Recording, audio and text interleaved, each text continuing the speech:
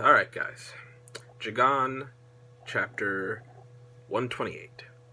Now, we start off from where we left off with Kimihito wondering if he's actually a real person.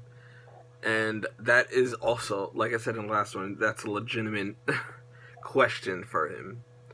And it seems like no man is able to make an exact copy of the person, even up to when they died.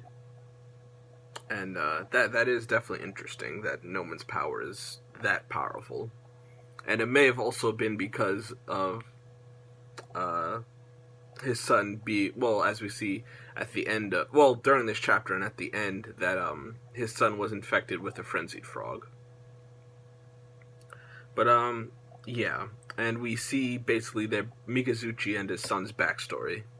And his son lived with his mother for basically his whole life and rarely, if ever, saw his father. And he asked his mother one day why his dad never come home. And she just says because he's catching the bad guys. And that made him very proud that even though he doesn't get to see his dad, to know that his dad is doing good and is protecting people makes him proud. But after a while, his mom ends up dying, and it's most likely because of overwork, because she had to take care of their son all by herself. Which sucks. And after that, of course, Mikazuchi has to take care of his son and actually be at home, and they moved out of their original place and moved into a place with Mikazuchi. And they definitely do not emotionally connect all that well, since Mikazuchi, as a person, doesn't seem to be very emotional in the first place.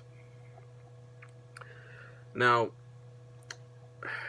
we do some stuff like him going through life and everything, and one day we just see him kind of waiting for his father to come home, and he starts crying, and which is understandable because what he went through is a tough thing to go through, for the person that raised you all your life to die, and then the person that is your father and you knew of him, but your first time seeing him and being with him is when your mother died, and he's not really emotionally supporting you.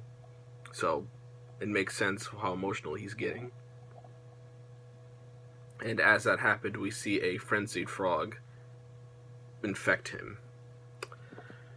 But yeah. But after that, Mikazuchi, we see Mikazuchi actually planning to give his son a present, which is a kendo sword, which because he saw that his current one was pretty worn out and damaged. So it's good to see Mikazuchi was planning to kind of try to inch along his relationship with his son. But while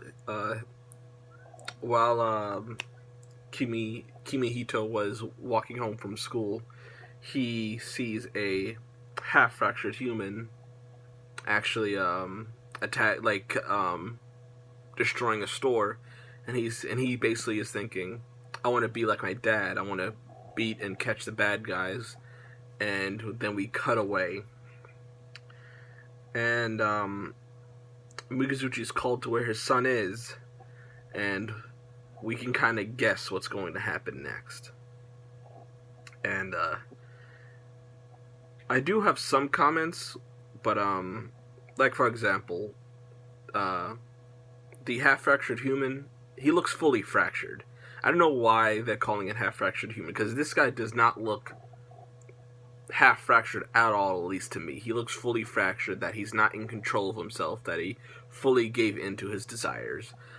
And I don't know why they're saying half-fractured human at this point. I feel like they're misusing it, or they just don't want to put in fully fractured people anymore.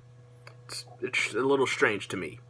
But, and we can probably guess that Mikazuchi's going to realize when he gets there that his son destroyed the other half-fractured human, and he's either going to notice during the fight or after he's killed him that it's his son.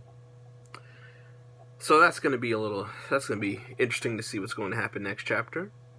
Remember to like the video and subscribe if you want to see more Jagan content from me. I'll talk to you guys in the comments down below if you want to. And I think I will talk to you guys later. Bye, guys.